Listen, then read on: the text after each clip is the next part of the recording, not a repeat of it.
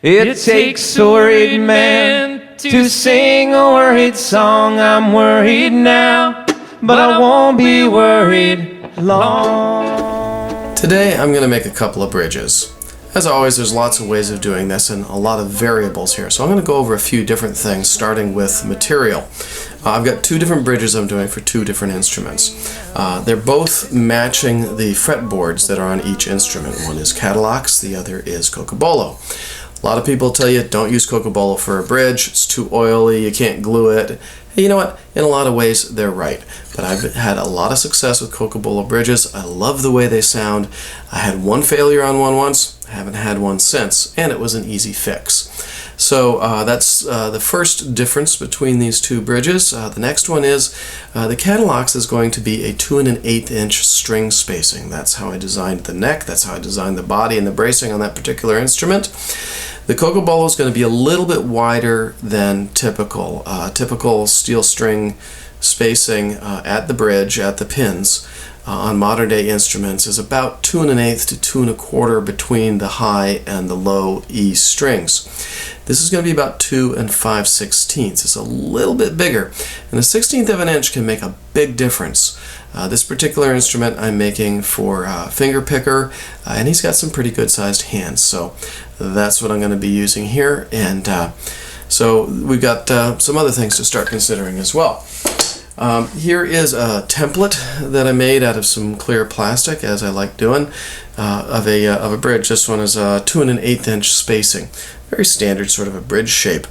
One thing you'll notice here is that the saddle marking is at a compensation angle. We'll go over that a little more in a minute. But the pin spacing is in a straight line. I kind of like doing that because with a steel string instrument, as opposed to nylon, you get volume out of the treble strings very easily, and you're always trying to pick up a little more bass. By moving the bass string a little bit closer to the saddle, it gives it a little bit of a steeper break angle. I think that's probably giving me a little more amplitude. I haven't done any testing on that. I know that the distance and the break angle, height, and all that does give you greater amplitude the sharper that is. So that's why I make the string spaces straight and the compensation for the saddle at an angle.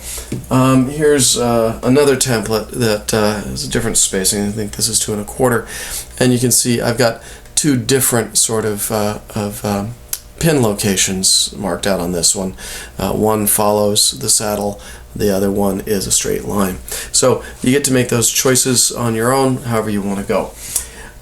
So let's get started on confirming and laying out the dimensions that I need for these saddles.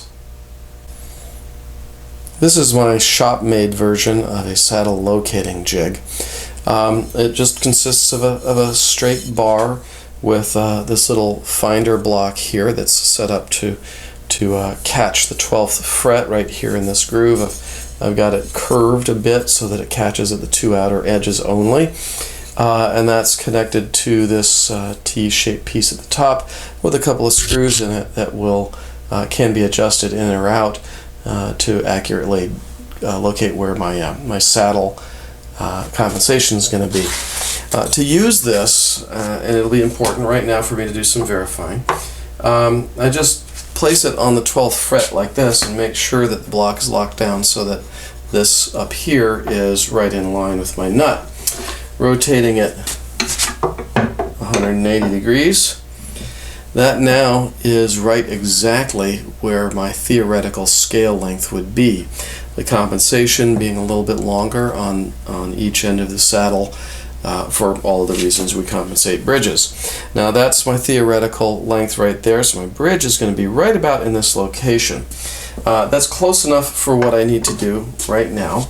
And what I'm going to do is grab my trusted straight edge here and put it right across the fretboard. It should rest on there nice and evenly. It shouldn't be rocking at this point because I've straightened out my neck. And I'm going to take the bridge that I want to use. And I want it to be just a little bit bigger than that straight edge right at that point. I'm going to do a little bit of sanding on this to bring it down, but eventually I want this to be exactly at the same height. Some people go a little bit higher, not many people go a little bit lower, but that's what I'm shooting for. If it's substantially bigger than this right now, I'll get it down closer before I do any more work. So that's how I will verify the thickness on that. But then I also want to verify my my string spacing. So I'm going to put my straight edge along the side here like this and mark out each side of where the fretboard actually winds up at the bridge. I'm going to measure the distance between these two. I should be able to subtract 1/8 of an inch from the treble side, 3/16 from the bass side, and the distance between those 2 points will be the distance between my strings. My bridge material is just a little bit long at this point. I want to keep it that way through the machining process, and then I'll bring it down to the exact length when I'm doing the finish work on it. So I've measured to the center and marked a center line for reference in pencil right now. But for really accurate work, I always like using a marking knife instead of a pencil. In this case, I'm going to be going from the front of the bridge back to where my line of pins is going to be. In this case, I'm using between 3/4, 13/16 of an inch. So I've set my square to that mark, and I'm going to put the knife in there and make a mark at each end, and then using a straight edge I'll mark between those to make sure nothing is out of line. So I can put the knife in the mark that I just made and then bring the other end of the ruler to the other mark and mark the length of it. This scratch mark will go away by the time I've finished the bridge. Now that I've got that mark, I'm going to do a little bit of calculating. This is a 2 1/8 inch spacing, so 2.125 divided by 5 spaces equals 0.425. That's going to be my my spacing between each one of the strings. Now it's 2.5 strings over to the first string, so times 2.5 is 1.0625. I'm going to grab my calipers. I like dial calipers. I don't ever have to replace the batteries. 1.0625. There we are. I'm going to lock it down. And then, in general, I mean, this is a pencil mark that I had on here. I'm going to go ahead and lay that down and make a new mark right there. That's where my first string is going to be. Let me lengthen this out a little bit. So this is my first string right here. All I need to do is cross that line that I made before.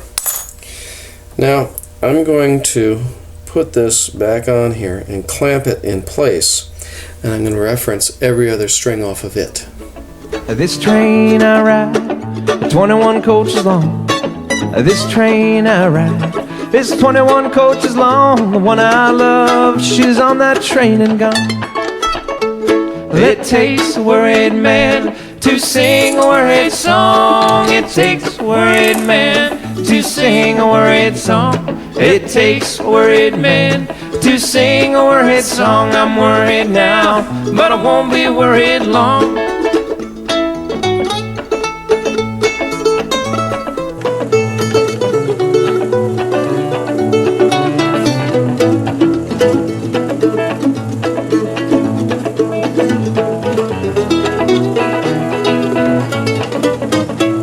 Well, I went across the river and I laid me down to sleep. I went across that. Now that I've got my holes drilled, I'm going to lay out for the saddle. I'm just going to make a square mark off of the bass and the treble E string holes here.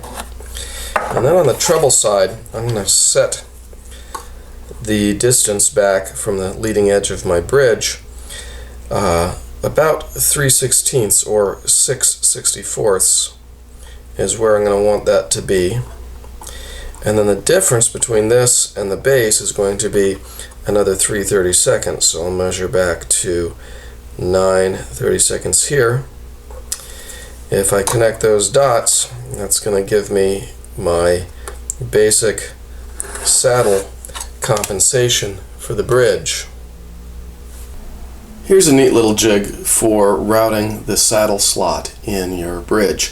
Some people route all the way through, or can use a jig similar to this on the table saw and use the curve of the table saw blade to cut all the way through. I prefer a captured saddle, so I want to stop it at one end and at the other. So I'm going to be using a drill press here. You can do it also on a router table with a jig similar to this that you would use upside down, but in that case all the little blocks and things would have to be cut down here and be made lower so that they'd be below the surface of the bridge. In this case I'll be using my drill press. This jig simply holds it at the right angle and allows me then to use the drill press kind of like an end mill. This train I ride is 21 coaches long. This train I ride 21 coaches long. This train I ride is 21 coaches long. The one I love, she's on that train and gone. It takes a worried man to sing a worried song. It takes a worried man to sing a worried song. It takes a worried man to sing a worried song. I'm worried now, but I won't be. So now we've got to shape the bridge. You can use rasps, files, bandsaw, sanders. Here's a few options for you.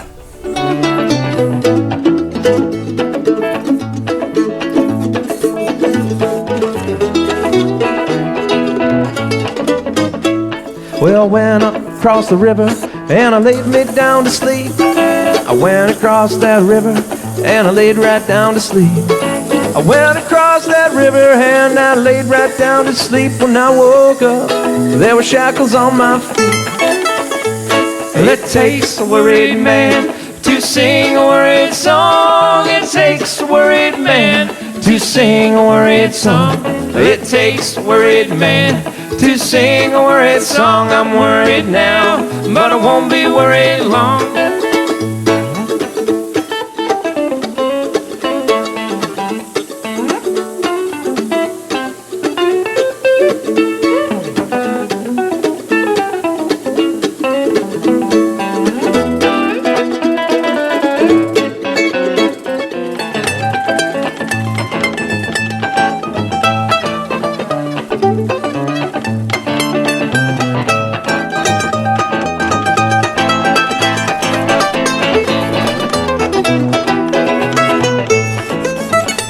I said, hey judge, what's gonna be my fine? I said, hey judge, what's gonna be my fine?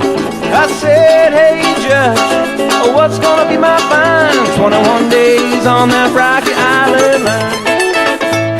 It takes a worried man to sing a worried song. It takes a worried man to sing a worried song. It's a long way to go until this bridge is ready to attach, but using whatever means you like, get it down to a nice honed finish, and we'll put it on in a later episode. See you then. But I won't be worried long. I'm worried now, but I won't be worried long.